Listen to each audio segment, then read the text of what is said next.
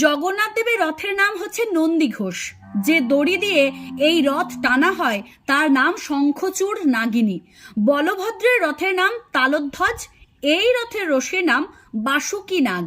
সুভদ্রার রথের নাম দর্পদলন। এই রথের রশির নাম স্বর্ণচূড় নাগ।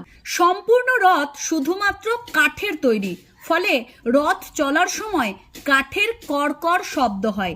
এটিকে বলা হয় বেদ। জগন্নাথ দেবের রথের প্রতিটি অংশ অত্যন্ত পবিত্র। 3টি রথে 33 কোটি দেবদেবী অধিষ্ঠান করছেন, ফলে রথের রশি স্পর্শ করলেই 33 কোটি দেবদেবীর চরণ স্পর্শ করা হয়।